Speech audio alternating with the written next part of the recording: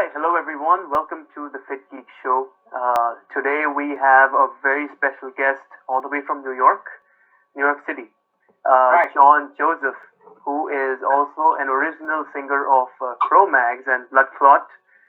He is a 12-time Ironman, 2-time Kona championship participant, and he's also a Bhakti Yoga practitioner. So thank you so much for joining us today, John. I'm really excited to have you on.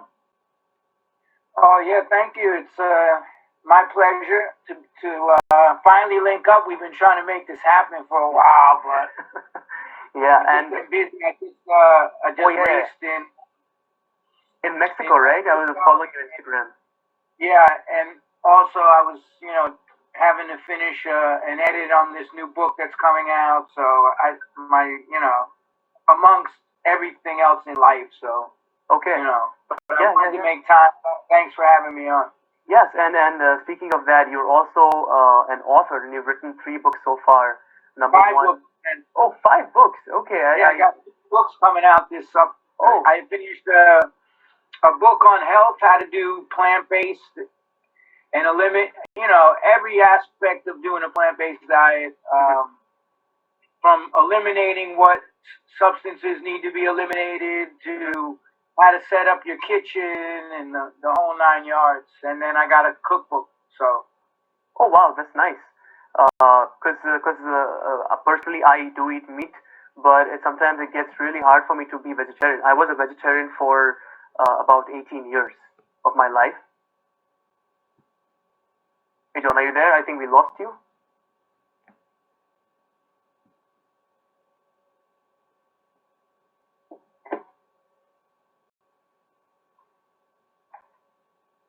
Oh yeah, now you're back. Oh yeah, I lost you there. But I didn't hear most of what you said. Yes, I used to be a vegetarian for 18 years of my life because of my family being Hindu and the tradition of being vegetarian in my family. So we are also Krishna followers, and not exactly ИСККОN or Bhaktivedanta philosophy, but some other Krishna philosophy. So yeah. So it's great to hear from you, and so the books that you've written so I far. try to practice, the diet of ahimsa. I don't try. I grew up in a world of violence, and I'm not trying to cause unnecessary harm or violence to other living entities, especially on my plate, which it's been proven scientifically we don't need meat to survive. So I think. I just eliminated it 40 years ago, and I'm 58 and still grinding every day. So, wow, 40 years ago you left meat. Yeah, I stopped eating meat at the end of 1980, like going into like 81. So yeah, it's going to be 40 years coming up now. Oh, that's great. So since you mentioned that you grew up in an environment of a lot of violence, how did that shape you as an athlete, and what was your experience like that? Shape me as what? I'm sorry. As an athlete, as an Ironman. Well, I grew up. My father was a professional boxer in New York and trained under Customato over here at Gramercy Gym, who trained Floyd Patterson and all the world champions. So, he was very violent and alcoholic, and that broke up the family. We ended up in bad foster homes, and I ended up going on the streets and in New York City at 14, 1976. And after 2 years, was getting in trouble, selling drugs and doing stupid things, and I ended up going to lockup. Back then, juvenile prison was 21 and under. So I went to Spofford in the Bronx, and then upstate for 21 months in a lockup. And being young, they really forced the idea of staying active and sports programs and stuff, So I was big in that. I and, you know, other stuff to keep busy, and realized, you know, that athletically I was able to accomplish a lot of things, and I just kept it going after that, and then eliminated all the bad stuff from my life. I got Prabhupada's books in 81, and lived as a brahmachari monk from 82 to 84. So, and still practiced martial arts and, you know, the Bhakti yoga program and all that. Yes, yes. And when did you first get introduced to the Bhakti yoga philosophy? Early 81. I was working in a health food store in New York, and one of the guys who was the manager was familiar with it and just kept giving me books, and then took me to the temple for the morning program for Mangal Arati and Guru Puja for Prabhupada, and that was it. I was just like, wow. And, you know, meeting the devotees, they were such nice people that I just was like, hey, you know, these are the kind of people I want to be around. So, oh, that's great. Yeah. Yeah, I too am a life member in ИСККОN. So as a kid, my dad got me a life membership in ИСККОN. So whenever I travel in cities in India, if they have like a guest house of ИСККОN, I try and stay there because it's really positive, and you know, every morning they have like the Mangal Arati, as you said, early in the morning, 5 or 4, I think.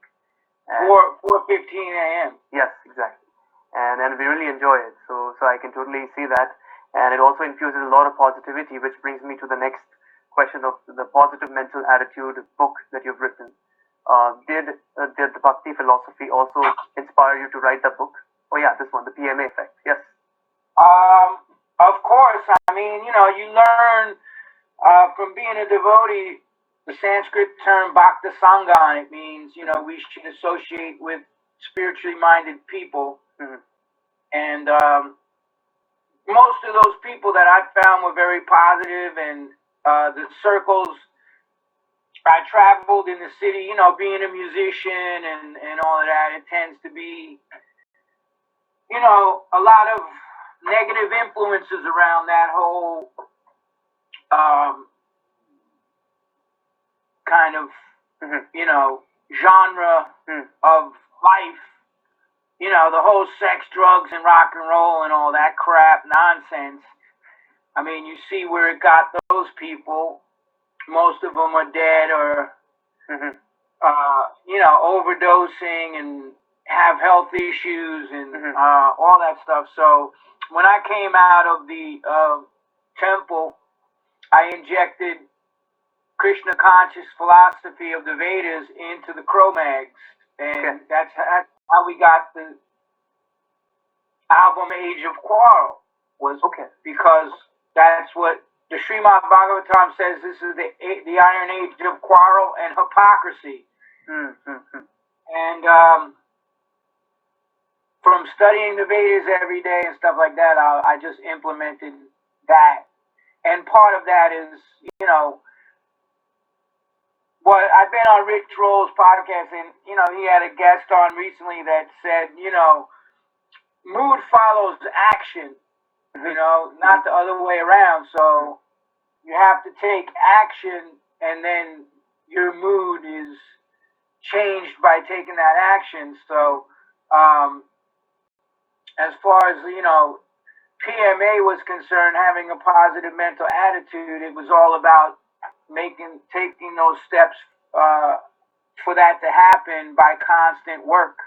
It's a constant, you know, I mean, that's why I even say I'm a work in progress. I deal with stuff on a daily basis. I still, you know, have meltdowns occasionally. Of course. Get angry. That's part of life. But you have to learn to recognize it and then take the steps to get out of it. And, you know, somebody asked me, do I ever get depressed? And I'm like, never. I never get depressed, because the minute some even bad feelings come, you take the action to overcome that. And that's, you know, they got so many people on these medicines now. Yep. Oh, I had a string of, a month of bad days, and they think that the answers to all their problems are found in prescription bottles, and it's not. True. John, for some reason your video has frozen. Oh, now it's back. Okay. Yeah. Oh, yeah. Just in New York City, everybody's on their computers, so it's tending to, mess with the signal a little bit. Oh, that's completely fine. Technology has its own downside. It's fine. Yeah. And yeah, you correctly said that a lot of people, especially in the States, are on prescription drugs, and that is also increasing in India. Yeah, because the pharmaceutical companies are running everything. The pharmaceutical companies are running the media, especially now what we see going on. That's a whole nother issue. Oh, yeah. But, I see you're pretty vocal about the COVID scenario on your Instagram.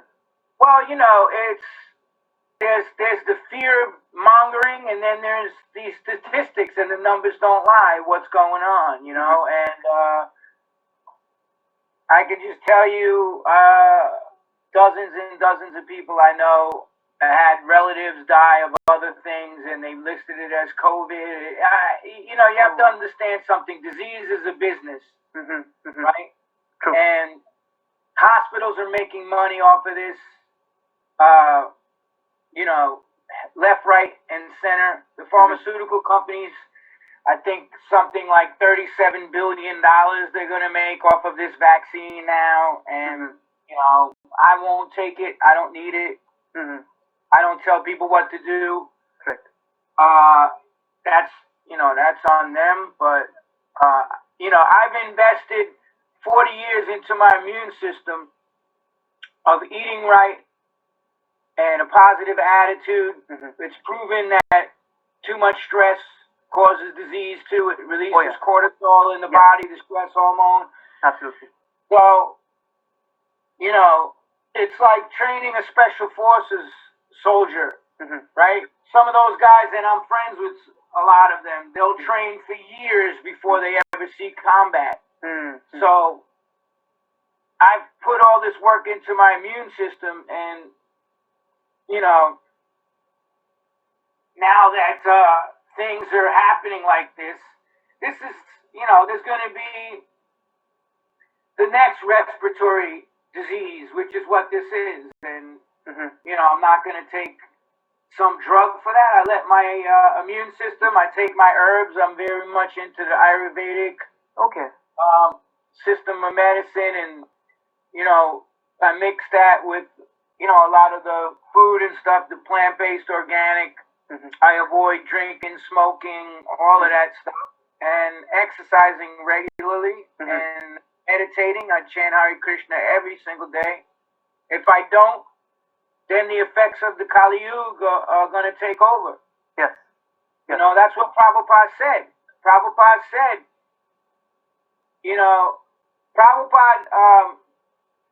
the Beatles' friends had a house. He was friends with George, and that was haunted outside of London by ghosts. And very bad, and they said, Prabhupada, can you come and chant? So Prabhupada went and chanted in the house, and the Bhutas, the ghosts, left. Yeah. And Prabhupada said, now you must keep chanting or they will come back. So it's like that. If you don't chant Hare Krishna every day, you try to follow the regular principles, you offer your food, you read, then the effects of Kali Yuga are going to get you. That's why I'm vocal about what I see going on, because there's an agenda being pushed, but at the same time, I'm also pushing the PMA. I'm also telling people, listen, read these books, read the Bhagavatam, read the Srimad Bhagavatam, read the Ishopanishad, read Bhagavad Gita as it is. That's where the answers are.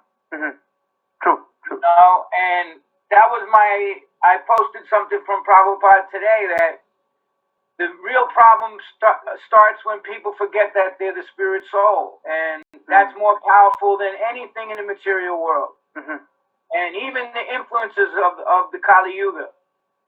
So, I just became a certified life coach, so I'm getting into that too. And I think a lot of the answers to people's problems are, I went through the school of hard knocks, so to speak, for most of my life. So I think, like, I would go to juvenile prisons and high schools in New York City because people would want me to speak to the kids. Correct. The fact of the matter is, not just kids, but even adults. The way you get through to people is that you have empathy for what they're going through because you've been there. And I struggled with addiction and all kinds of stuff throughout my life. And even the kids in the schools and the prisons that I went to, it's like they're not going to listen to somebody with a PhD just because they have a PhD. And they can't connect with them. I'm like, yo, I've been there, done that. When I tell them my journey of where I came from and the hard knock streets of New York, and even to like being locked up in the whole 9 yards and addiction, and to turn all that around and become a devotee of Krishna, and also still function in the material world, and writing books and movies and training for triathlon, for Ironman, whatever. I mean, Prabhupada said, not everybody's cut out to be a monk. Not everybody's cut out to be a brahmachari. Most people will be, grihasta. Yes. They'll hold a household outside of the temple. Make your home a temple. And, that's, to me, you need to bring the light into the dark room. Darkness cannot exist in light. Once you bring light into the room, that's it. And there's a lot of darkness going on right now, but what's the light? Trying to defeat these people politically? Of course not. You're never going to be able to do that because they have, there's 4 corporations that own 95% of the media on the planet. So everything's being controlled. They're censoring social media platforms. Yep.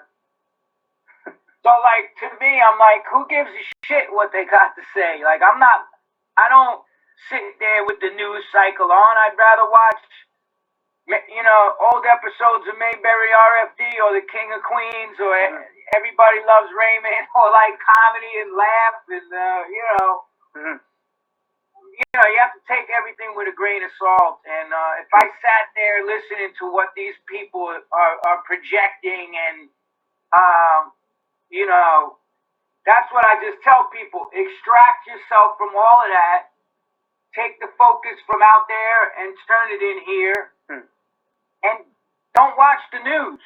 There's nothing good coming out of what these people are saying. Yeah. And the thing that people don't realize is that's not their words. They've been handed a script. Yeah, yeah. The minute they go off script, they get fired. So who's writing the scripts? Who's telling these people what to say? That's what it boils down to,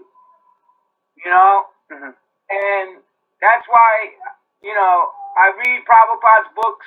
The Parampara is there, the disciplic succession, going back for thousands of years, teachers in India. And what I notice is that everybody in America is running to India now and the knowledge of India for the culture, and the Indians are all trying to become Americans.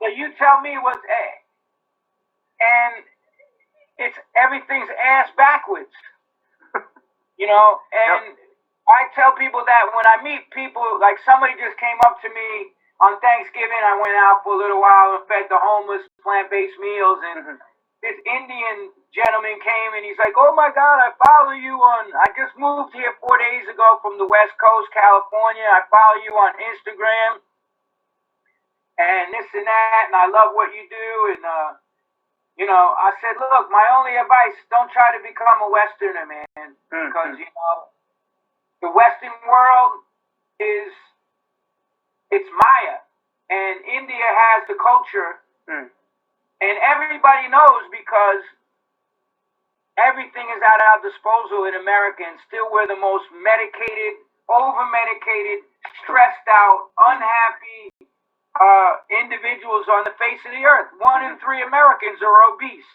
Yeah, yeah. 73% of Americans are overweight.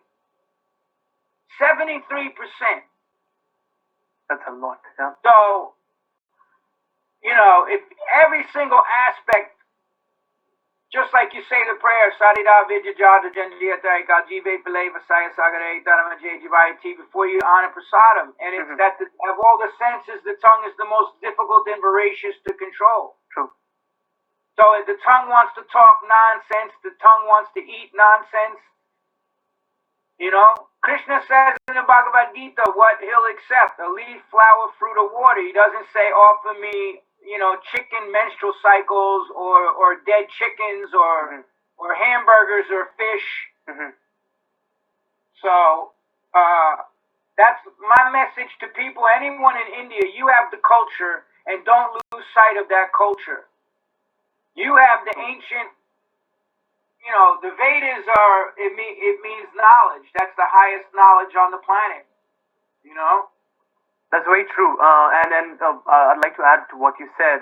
I also left India in 2009 to go to the US.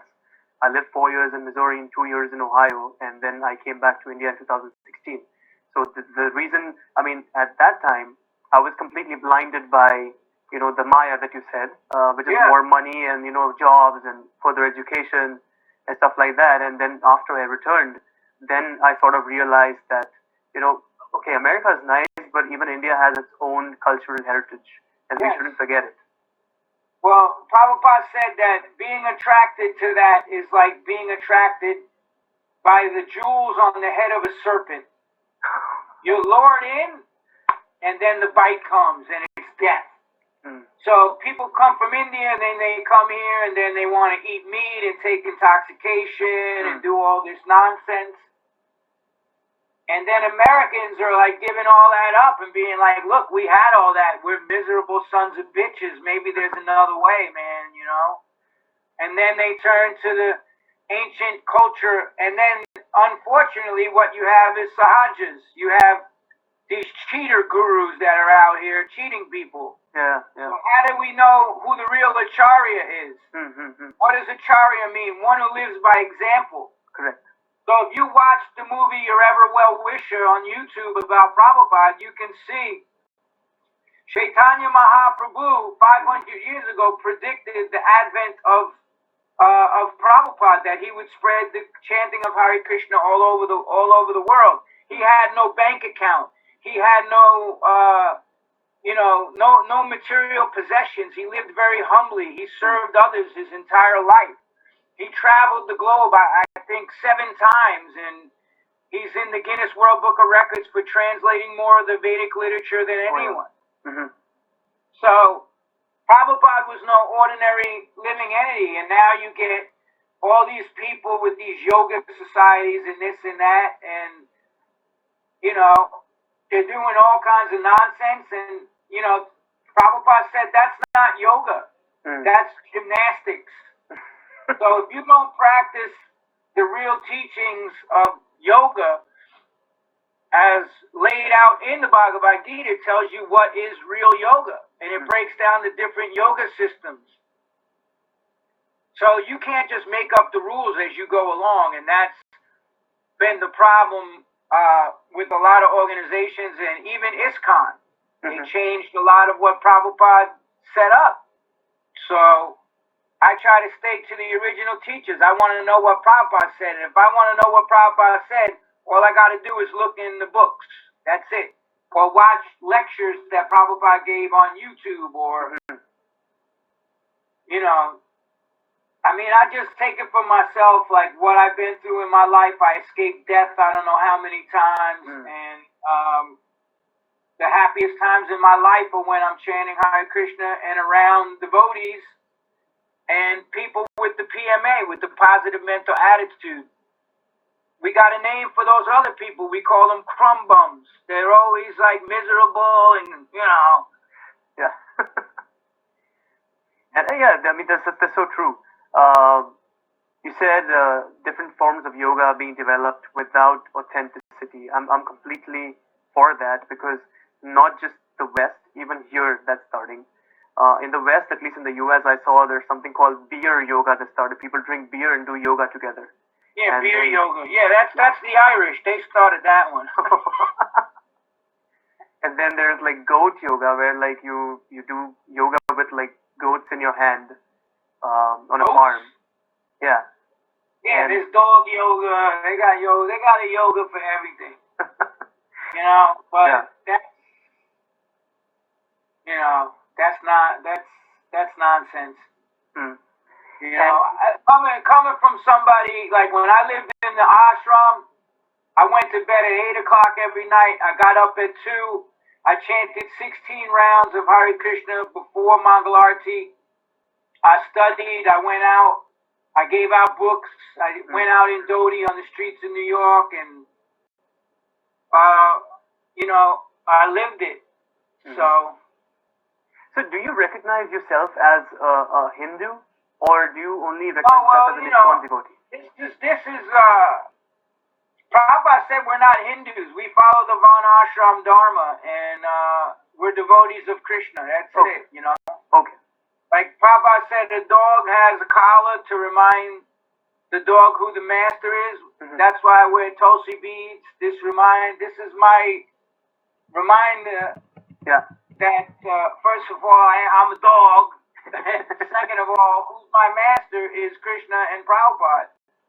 So, actually that term Hindu came because devotees were meditating on the Hindi River, and then the Muslims were the ones who called devotees Hindus.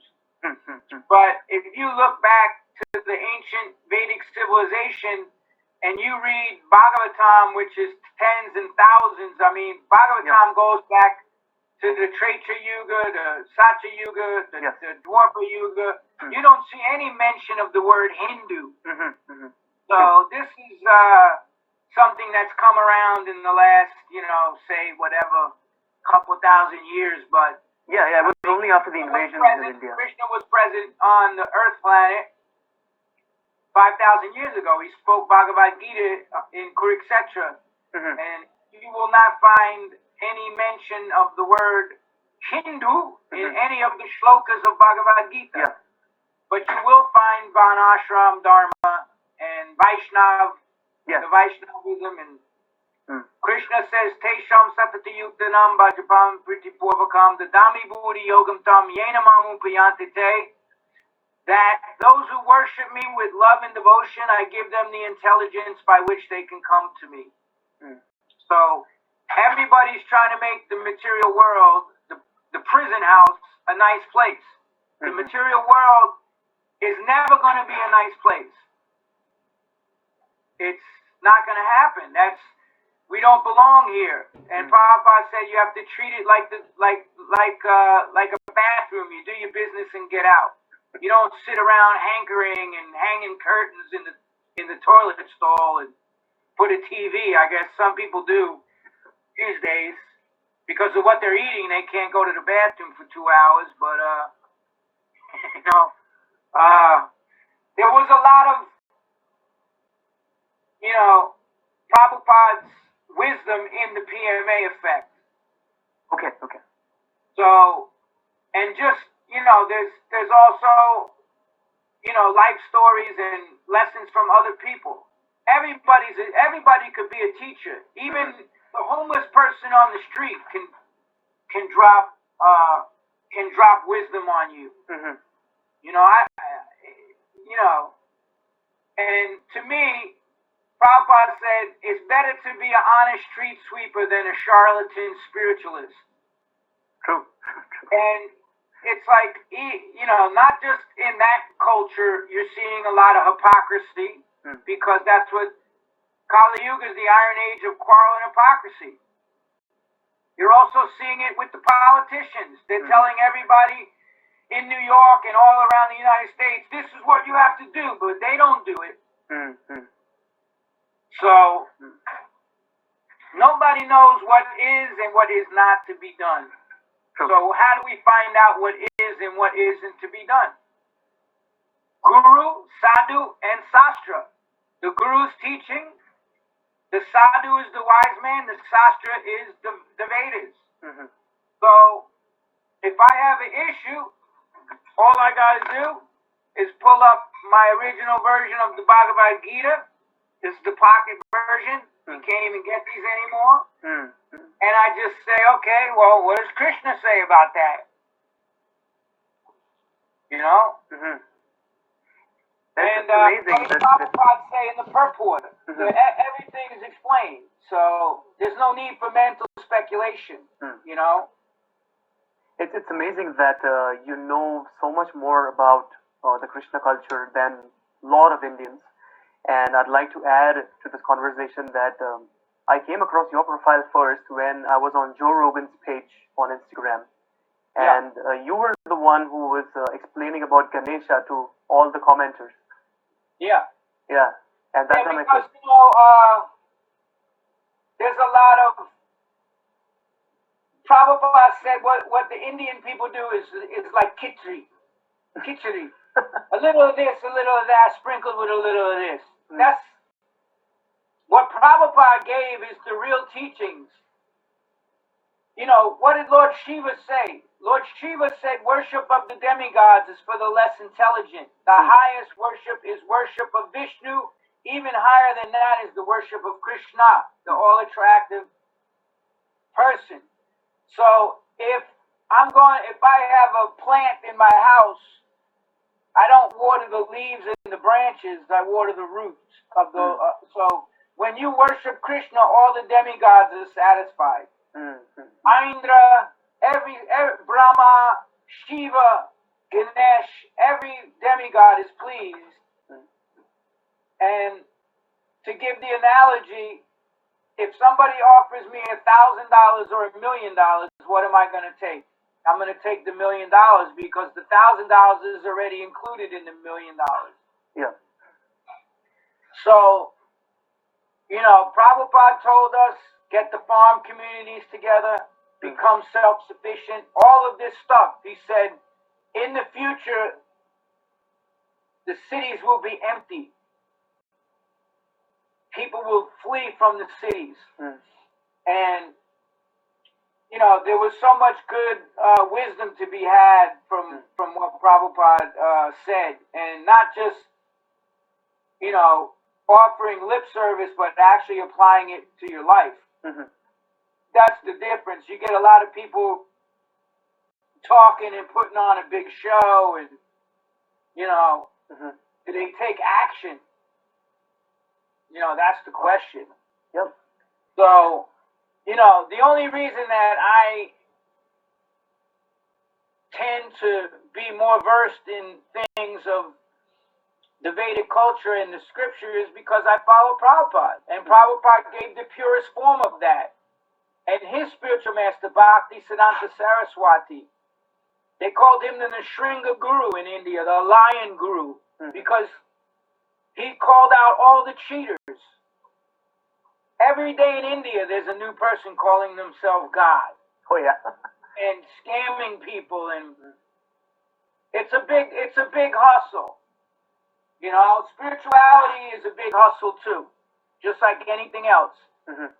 But I feel that when you cheat people spiritually, that's the worst you can do to somebody, because you can rob somebody's money, but if you cheat them out of like their spiritual life, that's a terrible thing to do. By, you know, you have to be very careful.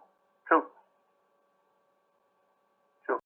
And John, so when did you first start running Ironmans? I mean, participating in Ironman?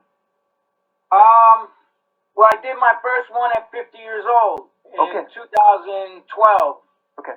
And I, you know, like I've always bike raced, been on my bike running, able to swim 2-3 miles whenever I, you know, and in the gym, the 80s into the early 90s, I got into martial arts a lot, you know, just because the streets were crazy in New York. And which martial arts do you practice? I studied with Ron Van Cleef for a while, and then just picked up. Take him in the other room, please. All right, and then my dog. I know. I see him all the time on Instagram. He's awesome. Get up. Come here. What's his name? Get up here. Who's that? What's his name? But, I learned things from just different teachers and stuff, stuff that's applicable to the streets. Mm-hmm. I box still in a little Muay Thai and, using elbows and knees and, but I just was never into the politics of the schools,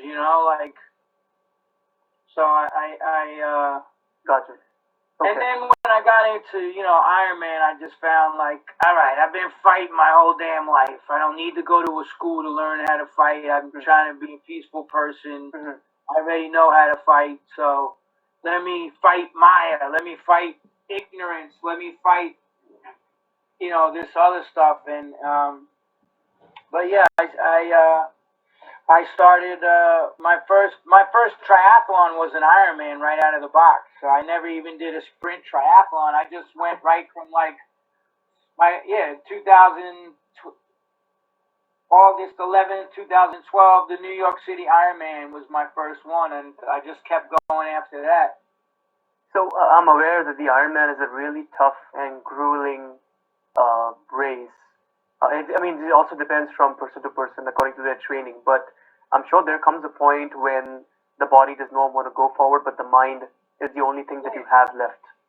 So yeah, that's what David Goggins says that too. When you're at your max, you've only really used 30% of your ability. A lot of it's mental. That's even those guys. When you look at any of them, and I have friends that made SEAL teams, and it's not so much the physical aspect is there, but what's going to really get you through anything in life is mental toughness.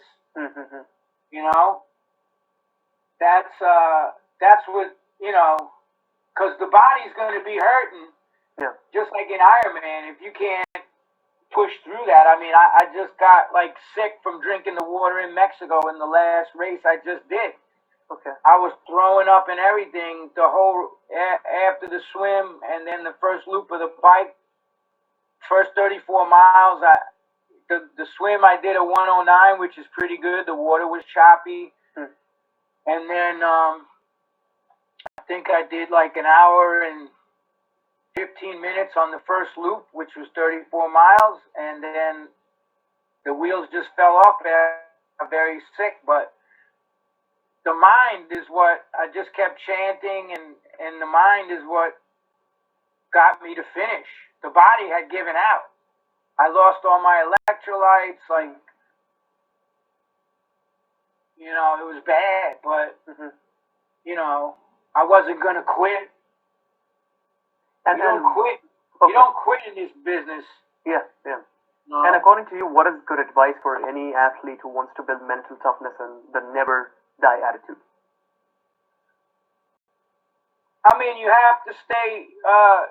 You have to stay regulated, and I think your association matters a lot too. If you hang around with quitters and people that are always there's some people that have a problem for every solution, so I avoid those people. And you want to really stay around people that get their shit done under any and all circumstances, as I say in the PMA effect. And hopefully by association, it comes back to association, that term again, Bhakti Sangan, those qualities will rub off on us. So I think it's just, I have a coach too, so I'm accountable to somebody. Mm-hmm. I don't want to let my coach down. And it's like that in any aspect of life. Whether you're a devotee, you need a guru. When you're a mechanic, somebody's teaching you. If you're a soldier, you're getting taught by other soldiers who've been in situations. So, we have to hold ourselves accountable. You know, we can't just float through life and be like, oh, you know, you have to set goals and set difficult goals, and then you compartmentalize. You break it down. All right, how am I going to get this done? Just like a new book. If I sit there thinking, holy shit, I got to write 300 pages now, how am I going to get that done? The task is just so overwhelming. That's why you break it down. Okay. And how do you do that? I break it down into chapters. I say, all right, here's what these chapters are going to be. And then, you know, I get after it like that. Or if I'm writing a screenplay, you break it down to the scene. And then even below that, you break it down to the beat, which is every exchange between someone or some people in a movie, to the smallest element. Beats build scenes, scenes build acts. Scenes build sequences, sequences build acts, acts build stories. So what do you want your story to be? I failed, I gave up. That long outweighs I DNF'd in one race, and that was Florida. Did not finish because I didn't prepare properly. It was 38 degrees that day. I got hypothermia. And you know, the medical staff, I came out of a porta potty and they were like, you should go to the medical tent. And I knew I was done for the day because I had hypothermia. And so I walked back from off the course back to my hotel, and, you know, and it was very, you know, it was a kick in the balls. And my friend was deployed at the time in Iraq. He's a Navy SEAL, and he says he would always write me about my training because, you know, giving me tips and stuff like that. And he goes, "Oh, how did the race go?" And I said, "Man, I got hypothermia and I didn't finish, man." And he goes, he just gave me the sauce right away. He goes, "That's on you. You didn't prepare. If I go into combat and I don't have my gear, then I'm letting everybody else down. I'm putting lives at risk. You should have looked at the weather. You should have known every aspect of that race." And then he told me, "Get back on the horse. Don't let that failure define you."